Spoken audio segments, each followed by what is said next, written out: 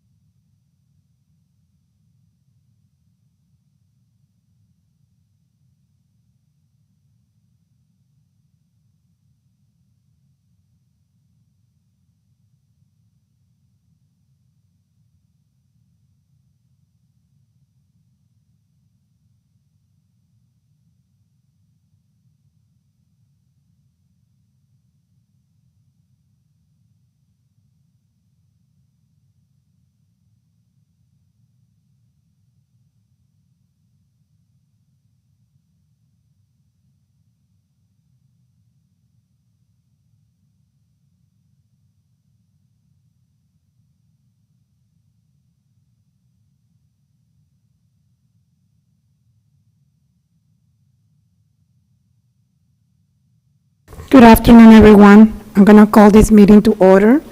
It's 5:34.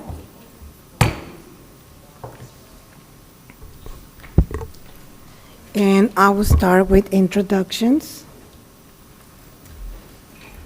Hello, my name is Ryan Greenfeld. I'm the Communications and PR Manager, and I also serve as the Pubcap Liaison. Patricia Cavazos, BISD.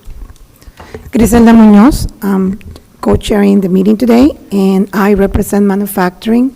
I work for Creative Liquid Coatings. Luz Marshall, BISD. If there's anyone, BPB employees who would like to introduce themselves.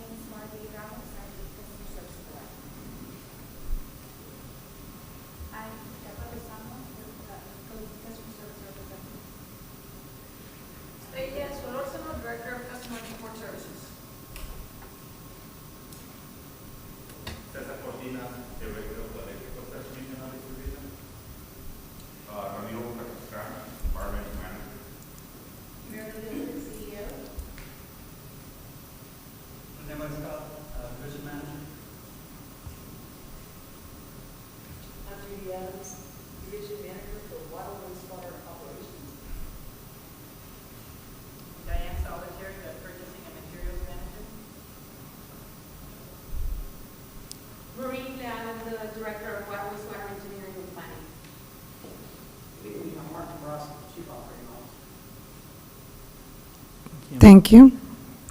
Since we don't have quorum, we're going to table the approval of the minutes for the month of February and March. Next item on the agenda is old business. Last meeting, we talked about the superhero conservation drawing contest. We did get a number of entries. The period for submitting has run out. Next week, we are going to be posting the finalists, and that will be available for the public to vote on. So I'll be sending y'all, once that's posted, I'll send everyone a link so that they can look at the finalists, and if y'all would like to vote, definitely support that as well. I know we discussed the BPB Project Share Scholarship last meeting as well. There were a couple of volunteer evaluators from Pubcap, and I know that they just recently got the instructions for that. So we should be coming up pretty soon. We'll have the winners for the scholarship that will they'll first be announced at a board meeting. In addition, I talked a little about the Consumer Confidence Report. That's basically our annual drinking water report card that we come out with. That's currently in development.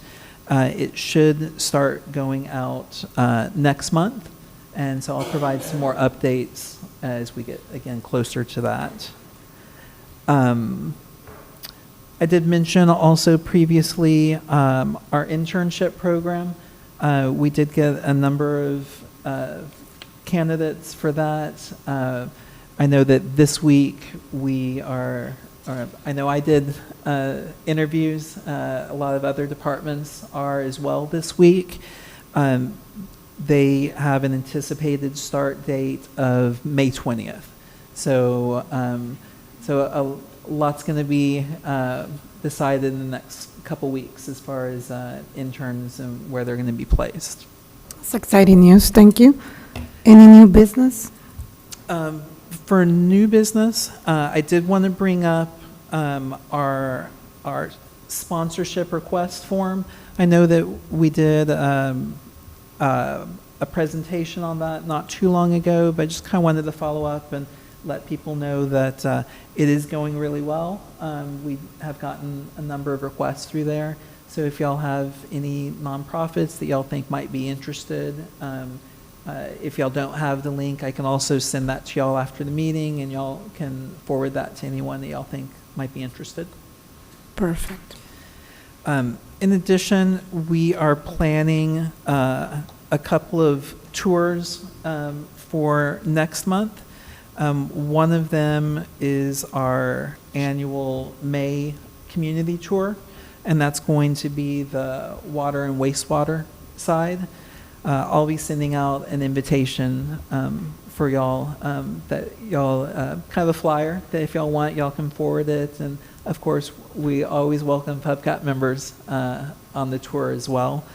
And we also, we always help support Leadership Brownsville, and they have a tour scheduled for next month as well. And then it's something that we could maybe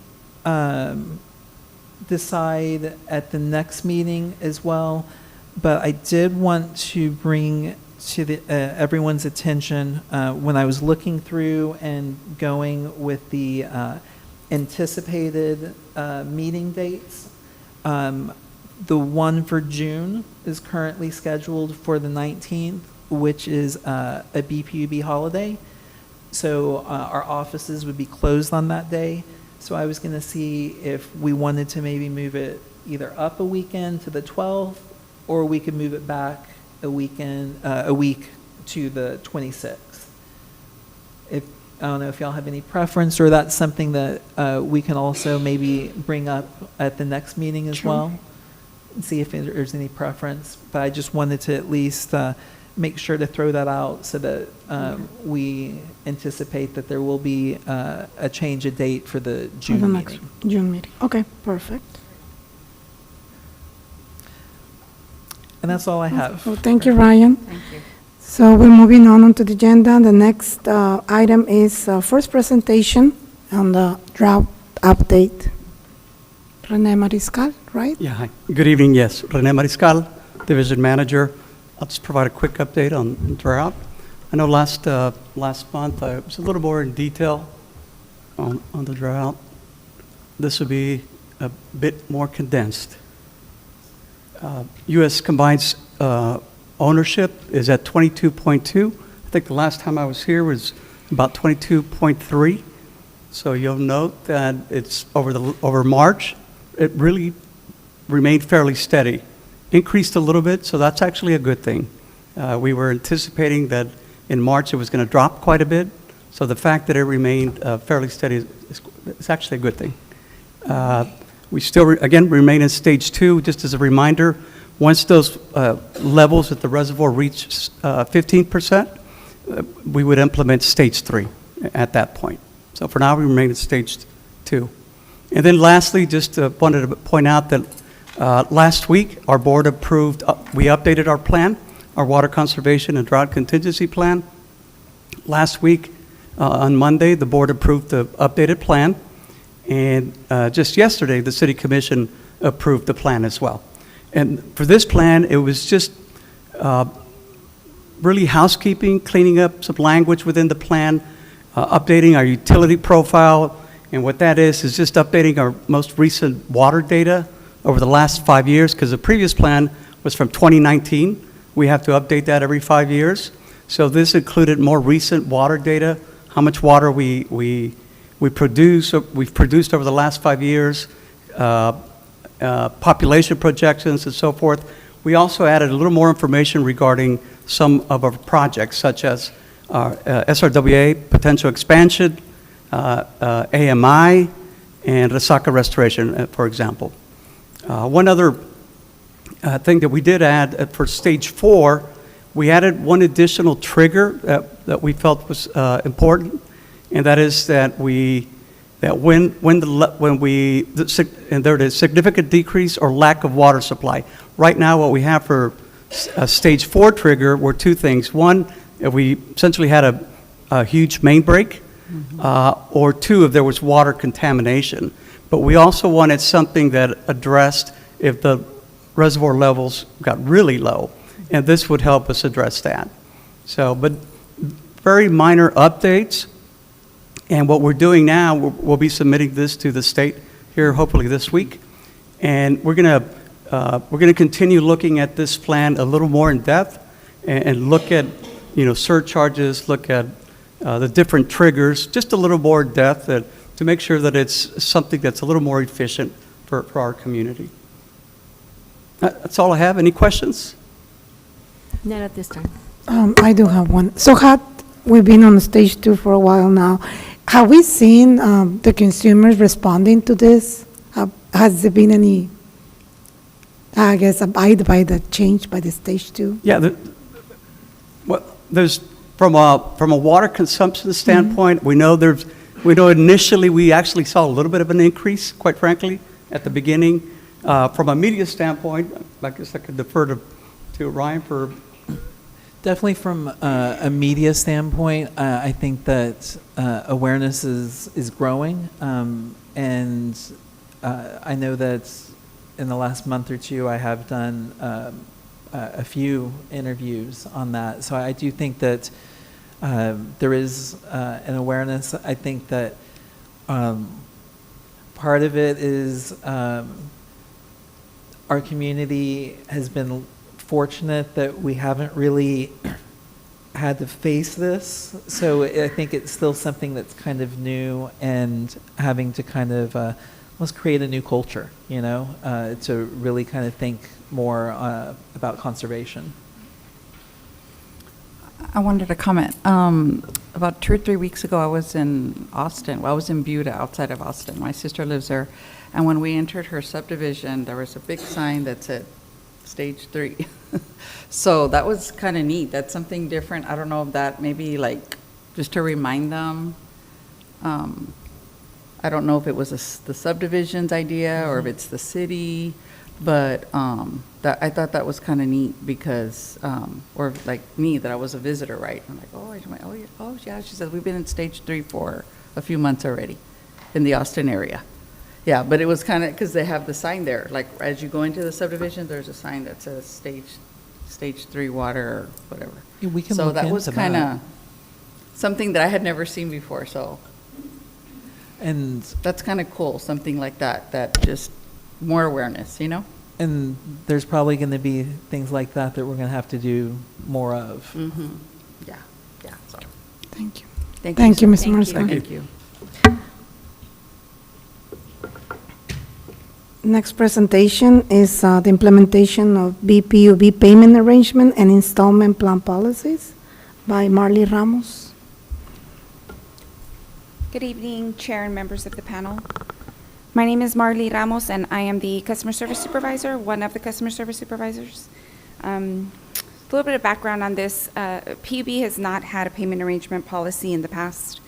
We currently use our work instructions to provide guidelines on how to handle these types of arrangements for customers.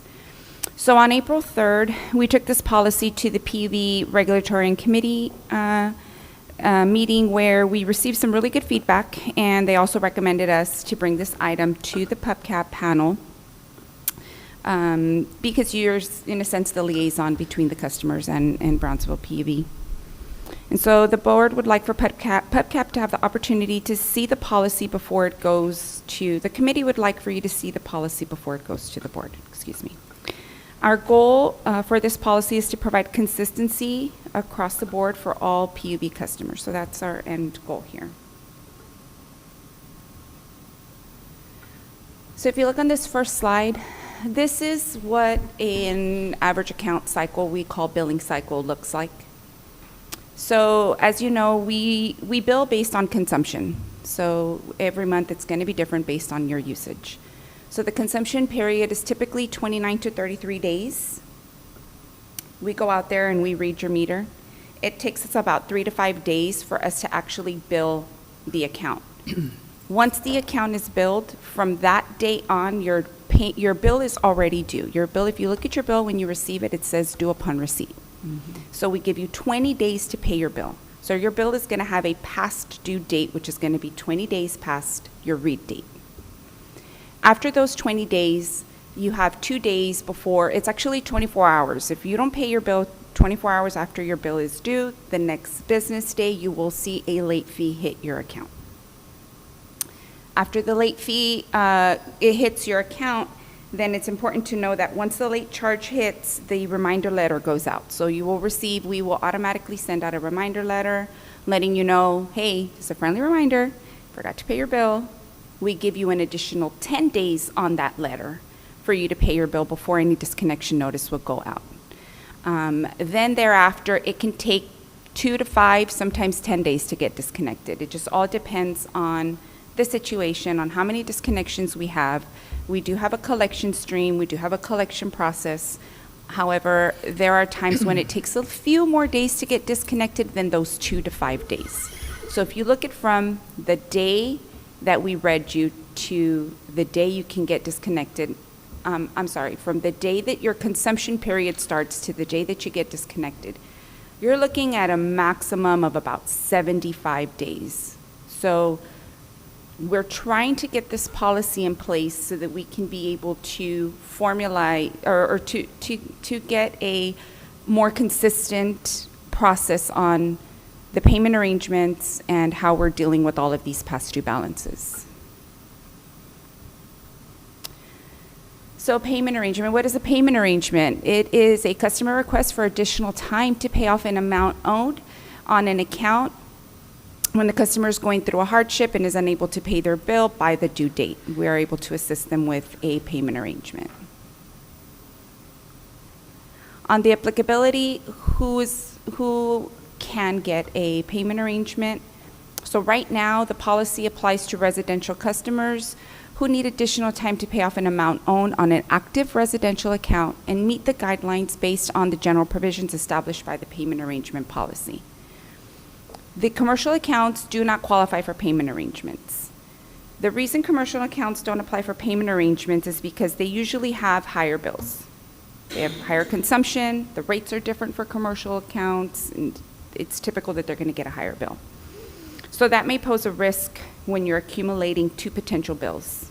So then customer could have a financial hardship. Now you have 2 bills that are past due. And unfortunately, at the time, there aren't any utility assistance programs that help commercial customers. So whereas to a residential falls behind, we advise them, you can apply for assistance. We give them a list of different charities and different programs that they can go apply to. That doesn't apply to commercial customers. So this is the reason why we do not recommend that customers qualify for a payment arrangement. Senior accounts don't qualify because they already get 17 additional days. So if you look at the previous slide where we were talking about the late charge after the 24 hours that gets hit the second day, on senior accounts, they get 17 days before they get any type of late fee. So for that reason, we do not offer seniors any type of a payment arrangement because they already get that additional time. Write-off accounts do not qualify for payment arrangement. A write-off account is not an active account, therefore we cannot apply any type of arrangements on them. Accounts with installment plans also do not qualify for a payment arrangement. I'll go through what an installment plan is a little further down, but an installment plan is a type of an arrangement that we have. It's another option that we give customers who need help with an additional balance. So it would be piggyback, really. It would be giving two arrangements on one account if we allowed a payment arrangement with an account that already has an active installment plan. Instant bills do not qualify for a payment arrangement. An instant bill is a bill that we give to customers that is due immediately, and that's typically when they open up services, they'll get an instant bill, which includes their deposit and their connection fees, and that is due upon receipt. So currently, our payment arrangement guidelines are as follows. Residential accounts may qualify for one payment arrangement per account per billing cycle. Payment arrangements can only be requested by the account holder or an authorized individual. Payment arrangements not paid on or before the established due date by 5 p.m. will be subject to service interruption. The due date for the payment arrangement will be 20 days after the date the account is declared past due by BPUB. Closed or write-off accounts do not qualify for a payment arrangement. And if an active account has a payment arrangement and a transfer of services is requested, the payment arrangement must be paid in full before the transfer is processed. So a transfer of services is you're living in one apartment, you're transferring to another apartment, you have a current payment arrangement, that has to be paid before we transfer services. I saw that. So number one, where I said residential accounts may qualify for one payment arrangement per billing cycle, that clause at the end, per billing cycle, is what we would like to include in the new guidelines. So currently, we have customers who have a payment arrangement. We give them a payment arrangement on the 3rd.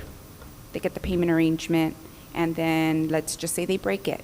They come back and they say, hey, I wasn't able to pay my payment arrangement. I'm due for disconnection. I need another one. We'll give them another one. So right now, we are allowing multiple payment arrangements per month, per billing cycle. So the proposed general provisions for residential customers, these are the changes that we are trying to implement. Residential accounts may qualify for one payment arrangement per account per billing cycle. So this is where I was explaining, whereas before they could get more than one, we are requesting that the new policy state that customers can only get one per billing cycle.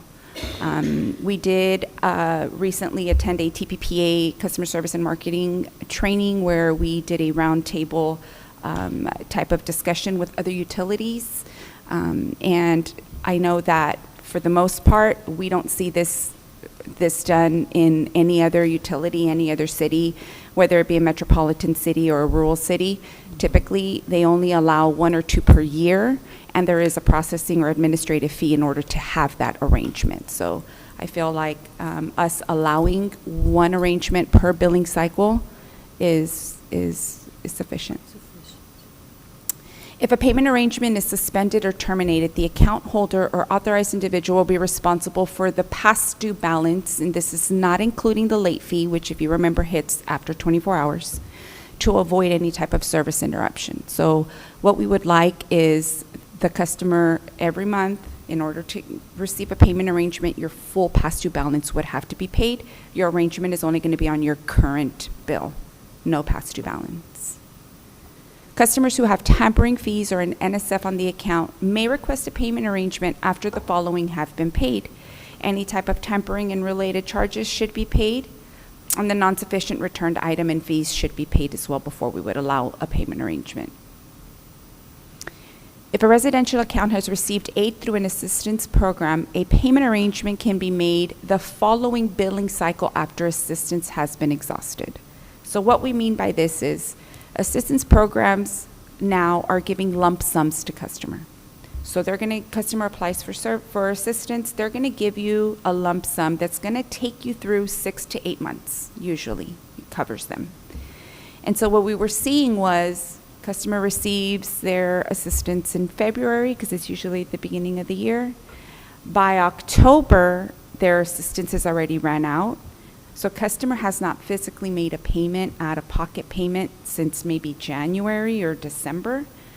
And then they let their balance build up another couple of months, and then they come back and say, well, now I need a payment arrangement. So we would like for, once the assistance is exhausted, one billing cycle after, so they would have to make at least one payment before they can request a payment arrangement. Initially, what we, Reyes Solórzano, Director of Customer Support Services, initially what we brought to the board committee was 3 months after the assistance has run out. So based on the feedback that we did receive in the committee, we have modified that to just 1 month. So I did want to make that change, that we've already reduced that based on our initial recommendation. Okay. Thank you. Thank you. And bullet number 5 is a payment arrangement cannot be made if the previous bill has not been paid in full. So as mentioned earlier, we want to go ahead and ensure that the payment arrangement is for the current bill and not for any past due balances. Proposed exceptions. So if a residential account has been on a payment arrangement for a balance that includes charges for more than one billing cycle, prior to the inception of this policy, BPUB will allow 60 days for the account to become current. So right now, we do have a lot of accounts that are carrying past due balances for more than one billing cycle or more than one bill, and we are going to allow 60 days for the customer to catch up on it. If a commercial account has been placed on a payment arrangement prior to the inception of this policy, the payment arrangement will be honored through the due date. So earlier in the slides, I did mention that we do not recommend payment arrangements for commercial accounts. We do have some commercial accounts that are currently on payment arrangements, and this was done after the moratorium, where we were not disconnecting some balances built, and we went ahead and extended the payment arrangement courtesy to commercial customers to help assist with bringing down their balances and to avoid any type of service interruption. So we are prepared to send out letters. We do have a draft letter ready to go in the event that this policy gets approved. This letter will go out to any commercial customers that are currently on a payment arrangement. We're also prepared to make individual calls to the customers, reach out to them, explain to them that, you know, this policy has passed, and letting them know that we are going to help them get back on track, give them a deadline, give them a time frame, which would typically be 30 to 60 days, to be able to get them back on track, so that let them know we're not going to have any more payment arrangements on their account, so that they're aware and they're prepared. And also, in the event of an emergency, included but not limited to natural disaster, the payment arrangement policy may temporarily be amended or expanded as directed by the general manager and CEO or her designated representative.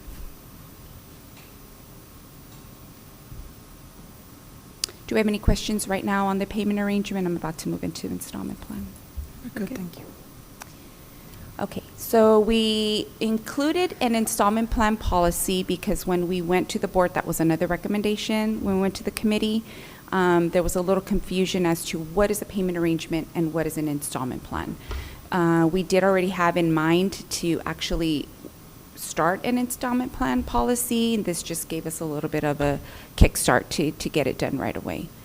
So what is an installment plan? It is a customer request for a pending balance to be broken up into 2 to 6 months to accommodate the following special circumstances, and this is all on a case-by-case basis.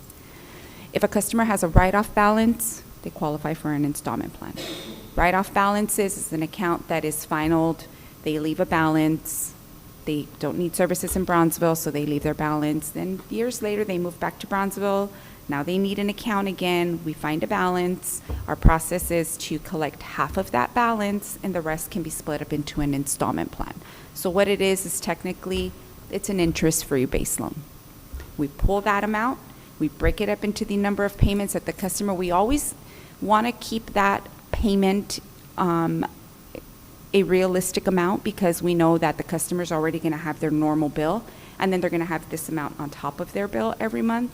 So we try and keep it between $75 and $100. If the customer says, no, I want to get this done faster, give it to me in less payments, we will do so.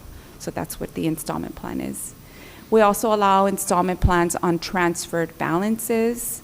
Water leaks, if you have a large water leak, and we do provide a courtesy adjustment, however, your bill is still really high, we will offer an installment plan to assist with that.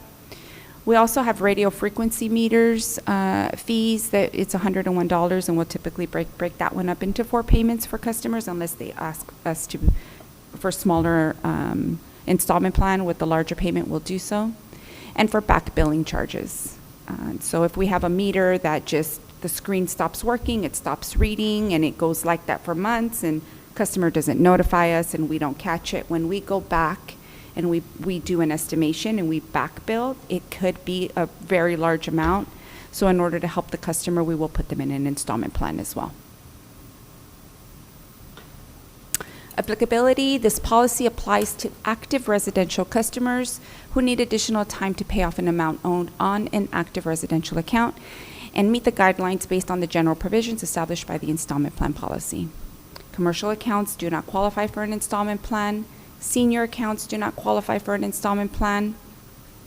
Write-off accounts do not qualify for an installment plan, and instant bills do not qualify for an installment plan. Currently, our installment plan guidelines are as follows. Residential accounts may qualify for 1 installment plan. The installment plan can only be requested by the account holder or an authorized individual. Installment plans can be set up for customers with special circumstances on a case-by-case basis for the following situations: a write-off balance, a water leak, a transferred balance, RF meter fee, back billing, or tampering fees. If an active account has an installment plan and a transferred balance of transfer of services is requested, the installment plan will automatically be moved to the new address and will resume without interruption. So this is not going to work like a payment arrangement where they have to pay it off. This would just move with the customer to whatever address they're at, so there will be no interruption. Closed or write-off accounts do not qualify for an installment plan because they are not active accounts. And an installment plan cannot be made on instant bills because those are due upon receipt.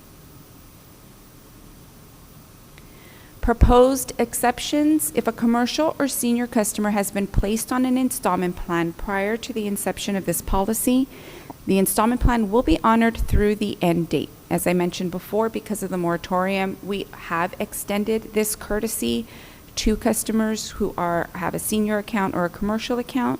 So if we have any of those cases, then it will be honored until the installment plan is ended. And in the event of an emergency, included but not limited to natural disaster, the installment plan policy may be amended as directed by the general manager and CEO or her designated representative. So how can a customer apply for an installment plan or a payment arrangement? Customers can use the payment arrangement feature on the BPB website by logging into their account. They log into their account, they go into payment options, they're able to do their own payment arrangement via the website. They can also call customer service at 983-6121. Using the automated system, you can also request a payment extension. You can speak to a live call center agent during normal business hours. Schedule an in-person appointment, and then we can go ahead and help them there in the office. And they can also request a payment arrangement via email by emailing our customer service at customerservice@bronzeville-pub.com. Do we have any questions? Yes, what's a senior account? A senior account is a account that applies to a customer that is 62 years and over. Oh, okay. So for if you're seniors. 62 years and Okay. over, you may, it's an account classification. It's still a residential account, but it's classified as senior. That is something that the customer needs to request. The system does not automatically do that for them, and they would have to come in, request it, we'll change it to a senior account. It's effective the next billing cycle, where we give them the additional 17 days. The reason we do that, the 17 days, is because our billing cycles, again, depending on where you live, your billing cycle, your date, if you notice, your due date changes, right? Because sometimes we have 28 days in the billing cycle, sometimes we have 33. It just depends on the time of the year or the month. So with seniors, we are aware that they get their checks on the 1st or the 3rd. So if their bill is due on the 20th, we know they're not going to pay on the 20th. So they've calculated about 17 days. It's, you know, kind of accommodates everybody to be able to pay your bill when you get your check and you don't get penalized with the late fee. Perfect, thank you. You're welcome. I do have a question. Yes, ma'am. I know you were talking about if you have a leak. Yes. How does PUB know, and I'm sure there's going to be discrepancies like on the bill. Mhm. How do they go back? How far can they go back? So it is the customer's responsibility to find the leak and to notify us that there is a leak. Now, we do have a billing department that has triggers. The billing department has triggers where if your water consumption is greater than, I'm just going to say a number, right, because I'm not the subject matter expert there, but if it's greater than 7,000 gallons than what you normally consume, it triggers a high-low service order. So what happens is it automatically triggers that service order. It goes to the serviceman. They go back and they take a reread because, as you know, the water meters, we don't have smart water meters yet. So the water meters are read, you know, by a person, and there is sometimes human error where numbers can be transposed. So they automatically send out that reread, and if they see that the reading is correct and they did consume double or triple the amount that they normally consume, they typically send out a letter or make a call and notify the customer, like, you may have a leak, right? Your bill, your consumption went up. Once the customer is aware of the leak, it is their responsibility. Anything past the water meter onto the property, PUB does not touch. It is the customer's responsibility. They hire a plumber. They find the leak. They fix it. We request that they show us proof that the leak has already been fixed with a plumber's receipt or with a receipt from a hardware store where it shows that the materials that you purchased, pictures of where the leak was. Once we receive all of that documentation, we do assist with a leak adjustment based on the average that the customer normally consumes. So the only thing is that the customer still pays the water that was consumed. So if it was 20,000 gallons, they're going to pay the 20,000 gallons, but they're going to pay it at the tier where their average is. So there is an adjustment there. But that's why typically the bills are still high even after we assist with an adjustment, because the water still gets paid by the customer. It just gets paid at a lower amount, a lower tier. So we do give them a credit on that. And we credit on the sewer also if the leak is outside. So if the water did not run through our sewer system, then they do qualify for a wastewater adjustment as well. Thank you. You're welcome. Thank you so much. Anything else? I think we're good, thank you. Thank you.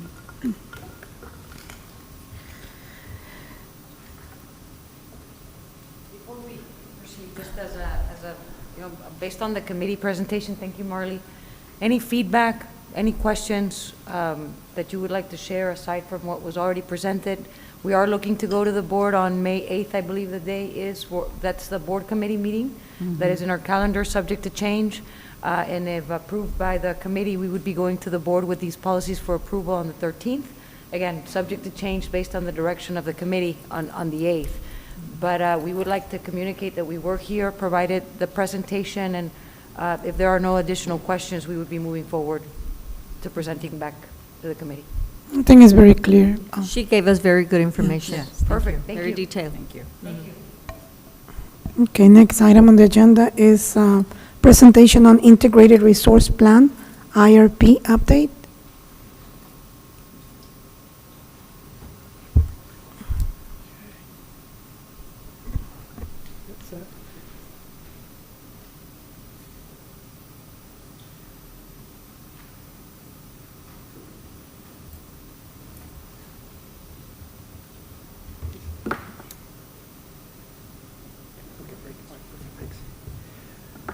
Good evening. Mark Dombrowski. I'm the Assistant General Manager and the Chief Operating Officer. And this evening, I'm going to introduce you to our Integrated Resources Plan. Probably one of the most important things that we'll do as a utility.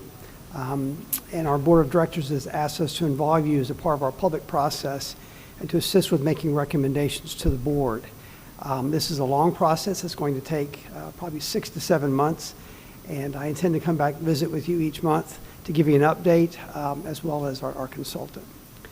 So before I get started, I want to introduce, you already heard from Lena Alvarez. She is our risk manager, and she is the staff member principally responsible for putting this together. So you'll be hearing from her as well. Anything to say? I just wanted to say I look forward to working with you all. Nice to meet you. So, and I hope that, I had sent an article to the Pubcap members, hoping that you would have a chance to read that. One thing about the Texas electric market is we're different than anyone else in the country. And this article kind of summarized a lot of the things that we are trying to address in our resource plan. So hopefully I can dispel some rumors and give you some information that will help you provide good advice to our board of directors. So first, what is an integrated resource plan? Really, it's just a plan. It in itself doesn't do anything. It's a plan for us, usually a long-term plan, usually 5 to 10 years out.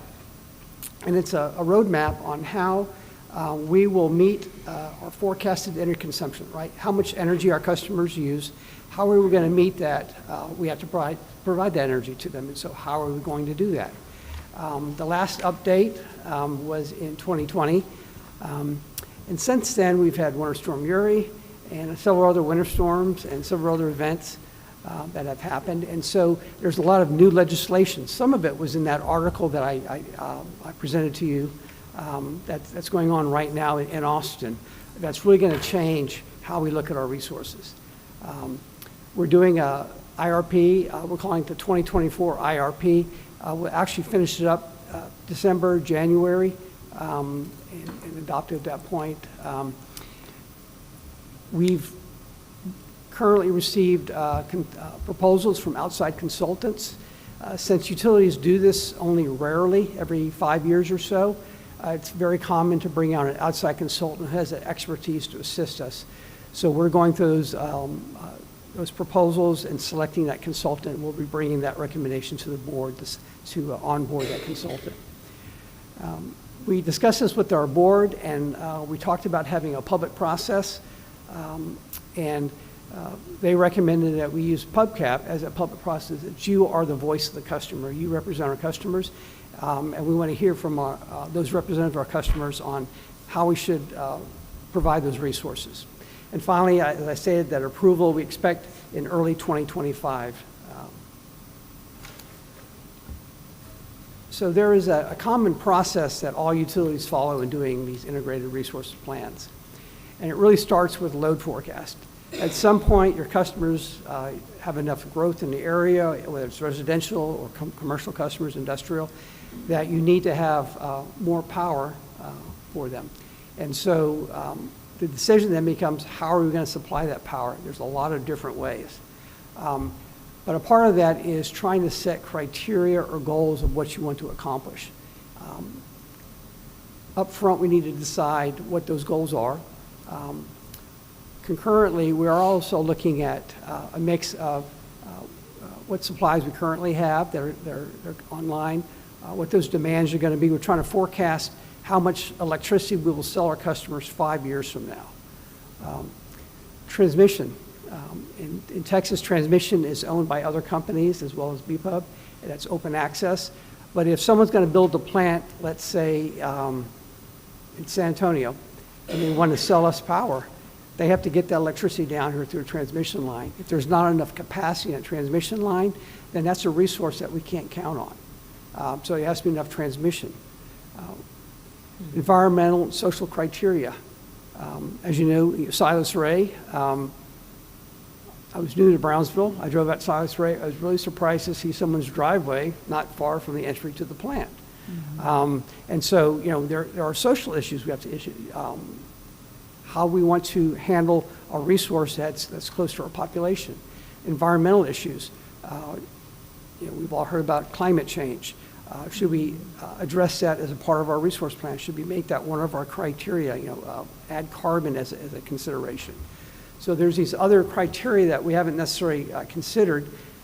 How and how much weight should we give those in evaluating these options? So we'll get into that. And of course, rates. I always say anything is possible with enough time and money, but we don't have all the money in the world. And so how much weight should we give to rates? How much, traditionally we do a lowest cost alternative. We look at resources, and that's very important. But is there something that carries as much or more weight than simply rates? And what's the offset on that? And finally, we'll take all of these criteria, all of these data points. Our consultant will build a model. They'll do a lot of economic analyses to have what we call different scenarios. And so one might be lowest cost alternative, one might be lowest cost alternative with a carbon tax built into it as an environmental adder. We may have something that addresses more we call energy conservation measures in it, right? So you don't always have to produce more energy, you can actually use less. And so there are programs we put in place, and maybe that's something we want to do. So we'll have those scenarios. We're going to come back to Pubcap with our consultant and present those scenarios to you, to hear from them, ask questions, and help make a recommendation to our board of directors. Then we'll take back to the board. They'll weight your recommendation as well as the consultant and ours, and they'll select one, they'll make an approval. We'll come back with that. We'll develop an action plan as a part of our responsibility. We'll go out, we'll acquire those resources, monitor it, and 5 years from now, probably have to do this again. So that's the process. In order to do this, you really have to understand how the ERCOT market works. So we sell all the power that we produce in the ERCOT market, and we buy all the power we need from the ERCOT market. And so a lot of people are, you know, if you have a business that's over on Price Road and they flip a switch, they turn on the air conditioning, they're not sending a signal to Silas Ray to produce more power. They're actually sending a signal up to Taylor, Texas, and ERCOT looks at that and says, we need more power down in Brownsville. And then all the people that have resources bid into that, I can provide that power. Mm-hmm. And so that whoever is cheapest, that's who we buy the power from at that time. That's really simplistic, but that's the basic mechanics of how it works. And so in order to decide what resources we need, we really have to understand the ERCOT market. And ERCOT runs about 90% of the state of Texas in terms of its power. So that shaded blue area of Texas, that's everyone within ERCOT. And that's about 1,100 generators producing power and 52,700 miles of transmission line that they're managing. So we have electrons flown all over the state, and they're managing that. And there's a lot of different players in this, and I'll go over some of those, but we have consumers, co-ops, generators, power marketers, retail electric providers, municipal electric utilities such as ourselves. In the ERCOT market, as you've probably read in the newspaper and heard on the news, it's a pretty politically charged environment. And so the PUC, Public Utility Commission of Texas, has oversight over ERCOT. ERCOT's a separate entity. And then also the governor and the Texas legislature gets involved. In fact, they're having the several committees within the state legislature are meeting, and the longest list is associated with power of the industry. So all of the issues they're looking at are really going to impact us, and we'll report back to you as well on those. But ERCOT has 4 primary missions. One is to maintain the electric system reliability. That is to maintain the system so that the electrons flow from the generators to the customers. Facilitate a competitive wholesale market. As I stated, we sell all our power on the market, and there's buyers. And BPUB, we're on both sides of the equation. We're a buyer and a seller. And so ERCOT is that market that we buy and sell in. Open access to transmission. As I stated earlier, in Texas, we socialize transmission. Although we have a transmission line that belongs to BPUB, as long as there's capacity, anyone can have access to that. And the PUC sets the rates for those. And so that allows for the free flow of electrons throughout Texas. There's no one controlling transmission, thereby controlling power. Next is to facilitate a competitive retail market. This does not apply to us within BPUB service territory. But if you're outside of it in a competitive market, you go to a retail electric provider, and you might have 20 or 30 providers to buy your power from. and you go to powertochoose.org at the website on Texas, and you can select the contract and who you want to buy the power from. And so ERCOT manages that. When a customer switches service within the retail electric provider area, they're actually contacting ERCOT. ERCOT's the one that flips the switch and switches those customers. So they're very involved in that retail market as well. But probably the most important thing that ERCOT does is they're the balancing authority. And so what that means is, for an individual utility like Brownsville, if we don't have enough power, then it's ERCOT's responsibility to make sure that we get enough power. In the olden days, we did it ourselves, right? So that's the idea behind someone on Price Road. It flipped a switch. It used to be it sent the signal to us, and we would call Silas Ray and say, produce more power. We're out of that equation now. ERCOT does all of that. So some of the different participants, we have different rules and different pricing, different governing structures, different responsibilities. But you'll hear us use these terms. So there's qualifying scheduling entity. These are basically the organizations that represent buyers and sellers. They're scheduling power each day. We outsource that to another company, but we have a qualifying scheduling entity. Some utilities do it themselves. Resource entity, that's a fancy name for a generator. They basically own the resources. They're producing the power and selling it into the market. Transmission and distribution service provider. Many of you heard of AEP Texas. They are a transmission and distribution service provider. They're a wires company. They don't really sell you the power. They just provide the conduit, the wires that they get it to you. We at BPUB, we are also a transmission and distribution service provider. We own transmission lines and, of course, distribution. Load serving entities, these are groups that buy power. So these may be, for ourselves, we are a municipally owned utility, and we are a non-opt-in entity. We have the option to voluntarily participate in the competitive market. To date, I'm only aware of one city that's done that, and that was recently. That's Lubbock Power. They did it because they did not want to build generation, so they opted to come into ERCOT and become a member. But generally, it's beneficial to have your own generation. There's only, I believe, 9 municipal-owned utilities in all of Texas out of the 72 that own generation, and we are one of them. There's comparative retailers, opt-in and retail electric providers. So opt-in, again, that's Lubbock's the only one I'm aware of. I think there's a co-op maybe somewhere. And of course, the reps, these are the people that market power. They bundle the services from the transmission service provider. They go out and acquire the power from the resource entities. They power purchase agreements, buy it from the market.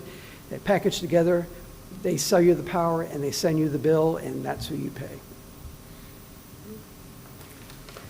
So I've topped on some of this, which is how we participate as Brownsville. So we are a resource entity. We own and control generation.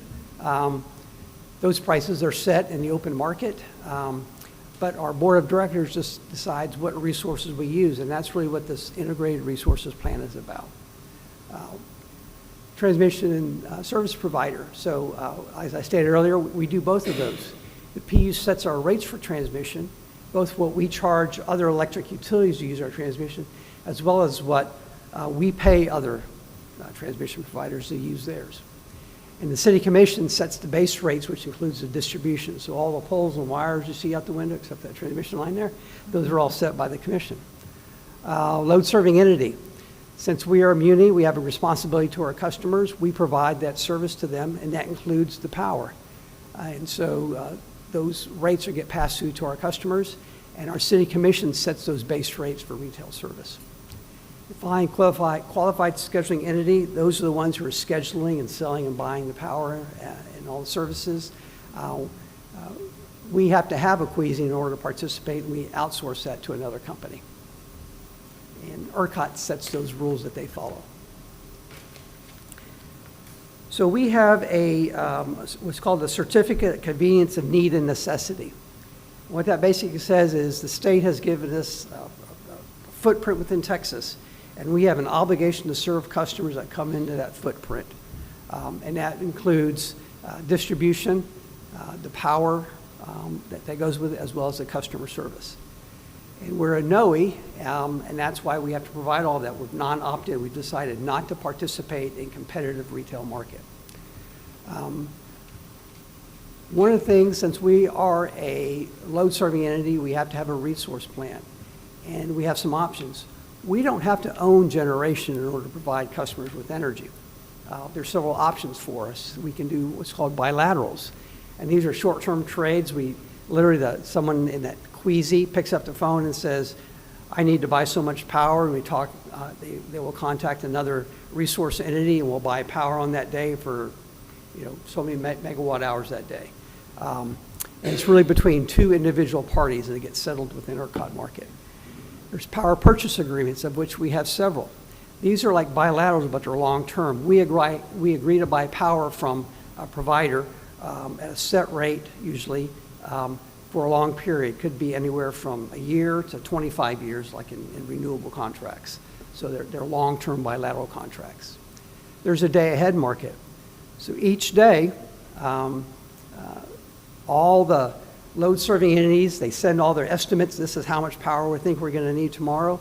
And all the resource entities submit, this is how much power we think we're going to be able to provide. They send all this stuff into ERCOT. ERCOT looks at the map and all the transmission lines, and they try to balance that load, right? And you can buy power. And I'll show you in a little bit, but right now power is going, I think, for about $30 or $40 on the market. But if you had bought it a day ahead yesterday, I think you'd be spending about $200 for it, right? That's the certainty or the hedge that you get. They're assured that they're going to get power at $200. You could take a gamble and do everything in the real-time market. Anyone who's been involved in commodities understands that that market is very volatile. You don't necessarily want to get exposed to that. It's certainly not on a large basis.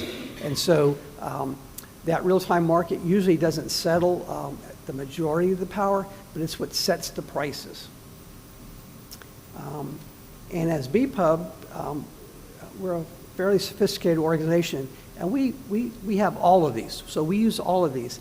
And one of our jobs as a utility is to try to minimize the cost for our customers while also minimizing the risk, right? We don't gamble with our customers' money. So we're not going to go into the real-time market and hope that market prices will be low when we get there, because chances are they could be high.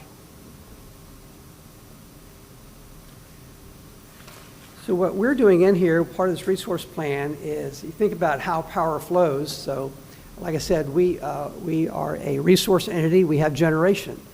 And so we have several different types: combined cycle, simple cycle, turbines. You'll learn about all of these.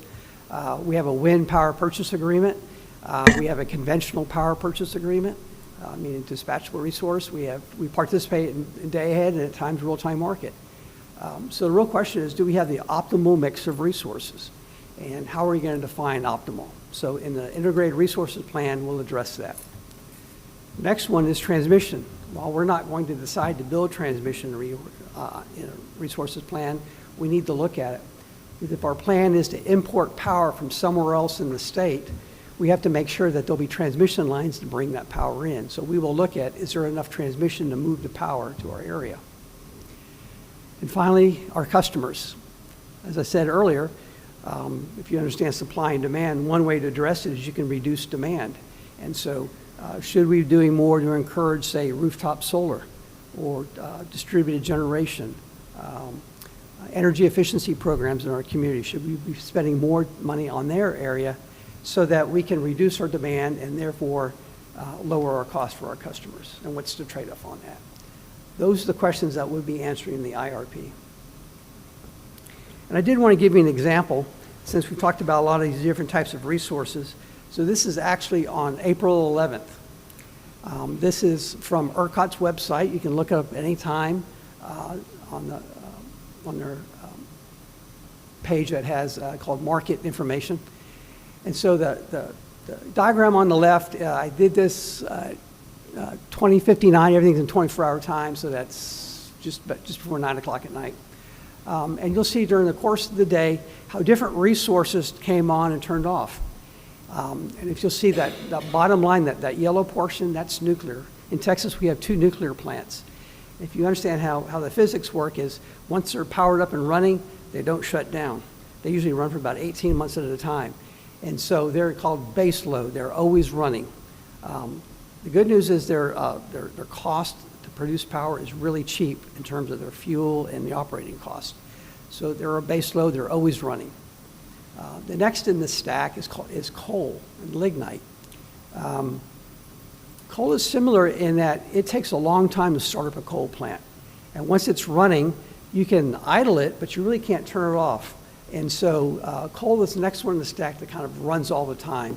And you'll see during the course of the day, and I'll show you why later, it sort of ramps down. They're just idling during the time. They're not necessarily shutting off. They're on, they're burning coal all day long. The next is natural gas. Natural gas, as you can see, is that purple line, and it ramps up and ramps down, and it responds to the changes in customers' demand. And so as you think about it in the morning, you know, we're all asleep, and around 6:30, people start waking up and turning everything on, coffee maker, lights, people get ready for school and work, and so demand picks up, and so you'll tend to see a spike in the morning. And so gas generators that start quickly, right? They can start up and they can produce power. They'll come on in the morning. And then in the course of the day, the wind ebbs and flows, whether you're coastal or West Texas wind. And here that blue section there is wind. As you can see, in the morning, and this is a typical pattern in the spring, it starts to die down in the morning here. But at the same time it's dying down, you can see that solar picks up. And this April 11th was a particularly sunny day, and so we had a lot of solar penetration. And so you can see that brownish area, yellowish area, that's solar. And so during the course of the day, from about 8 o'clock in the morning until probably about 6 or 7 in the evening, we have a majority of our power is coming from wind and solar, with natural gas making up the main difference.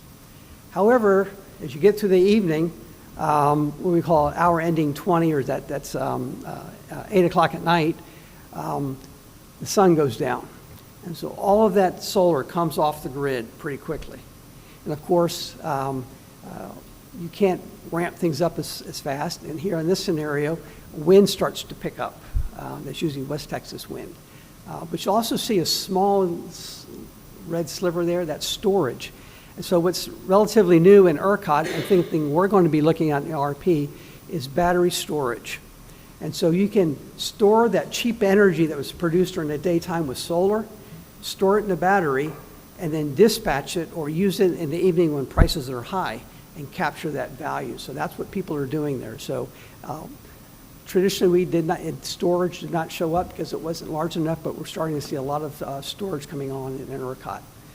Then of course, as the evening comes by, we're done in the day, we've done our chores, we've done our laundry, we turn off the lights, we go to bed, demand drops again, and we start the whole day again.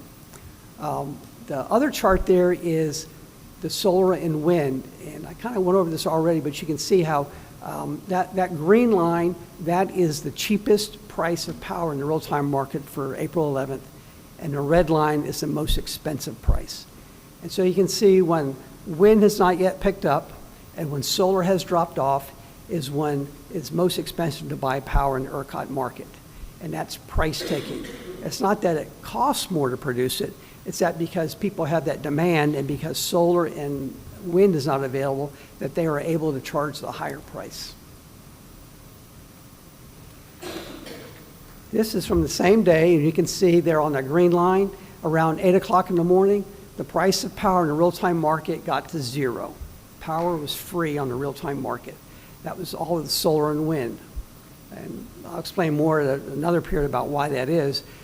But if you're on a real-time market, you can go out and get your power for almost nothing. And that was true almost throughout the day. But you can see as people get off work and they come home and everything gets powered up and solar starts to dip and the wind hasn't picked up yet, prices climbed. If you had bought in a day-ahead market at hour ending 20, you would have spent about $230 per megawatt hour. However, if you went to the real-time market and you bought that power, it was going to cost you $477 a megawatt hour. That same amount of power that was $0 just a few hours earlier is costing you almost $500 now. That's how dynamic the ERCOT market is. And if you don't have the right type of resource running at the right time, you could get exposed to those large prices, and you might not be able to take advantage of the lower prices. And finally, supply and demand.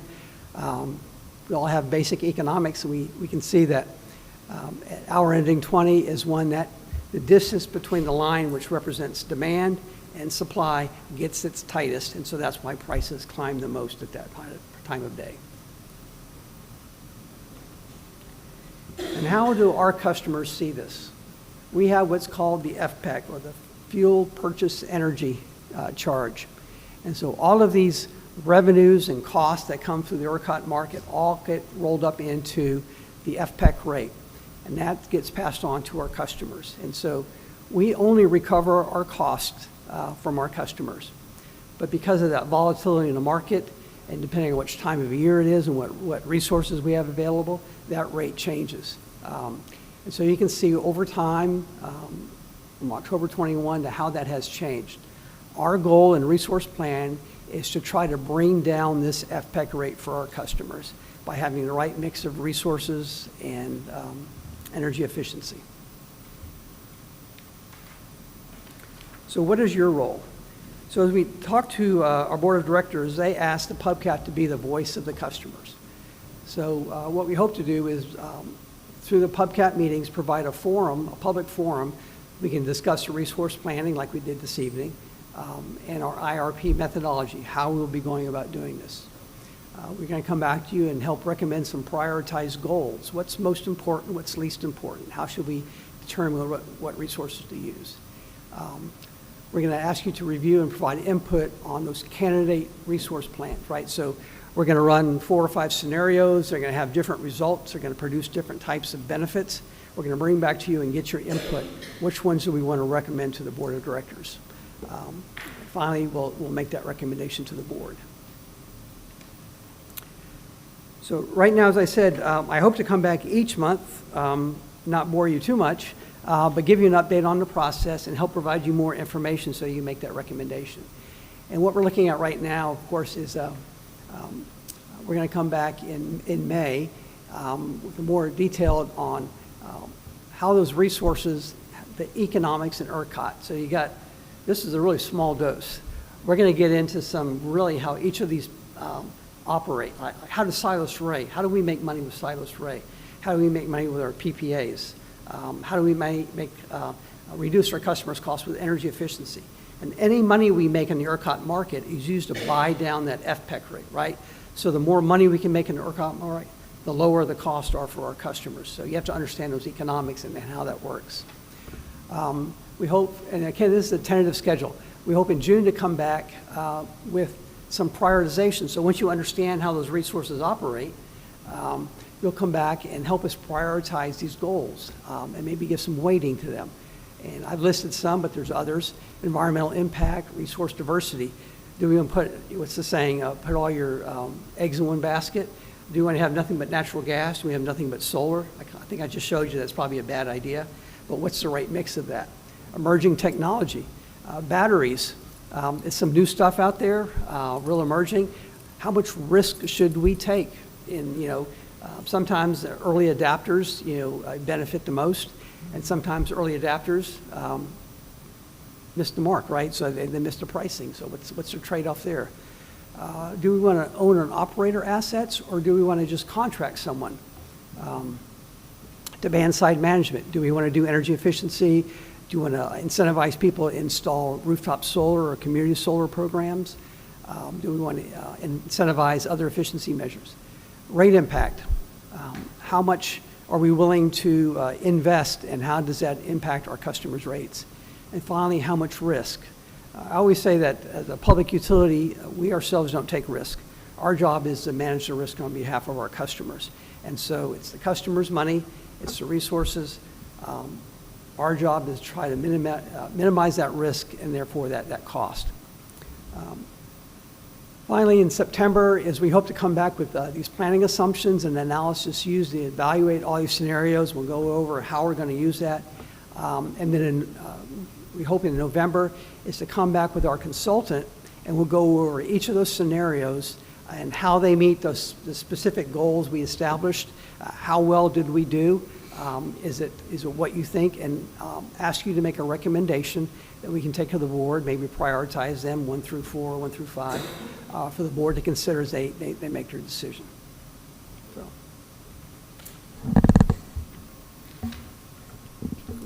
answer any questions, or you heard enough from me? That Very was a lot of informative. information. Yes, very informative and a Very lot of informative. information, yes. And yes, it will be nice to see all those scenarios. Yes. Okay. Yeah, I represent manufacturing, so it's important for us to know, do we have the resources, the capacity to bring more machines, to continue producing Right. and all that. But thank you for your report, Mr. Dombrowski. Thank you so much. Thank you so Thank much. you. We don't have any public comments, right? I did not receive any requests for public comment, but if there was anyone from the public who is here and would like to comment, see anyone at the moment? I have one comment. The rebates, is that still happening? Because a few people have asked me about that, about how to go about it, like where to see what are the steps to do the rebates. Is that still online? Sure. We do have our rebate program online. I can point you maybe to the best person to talk Okay. with. I only say that just because I know that there are several different rebates, Uh-huh. that we offer. So some of them might have a Some little might bit not apply to- different okay. conditions, Okay. to them. So depending on what they're looking for, it might be slightly different. Okay. So So can they go to the website or? yes, there is a lot of information So what for would they each go one of them under on on the the website. website? It would be under our Go Green Go program. Green? Okay. And I can send you all that link Okay, as and then the well. contact person too, just so I can Correct. give them that info? 'Cause Yeah. a few people have asked me about that, so, Yeah, I'd be happy to do that. okay. I didn't know if there was an expiration on that or? No, it's No? an ongoing Okay, program that we have. okay. Thank you. Sure. Okay, so I guess our next meeting date is May 15, 2024. And it is 6:45. We'll be adjourning this meeting. Thank you. Oh, we just need to get a motion and a second for the Okay. adjournment. Can I have a motion to adjourn the meeting? I'll go ahead and, Okay. I'll make the second. All in favor say aye. Aye. Aye. Any opposed? Motion passed. Thank you. Thank you.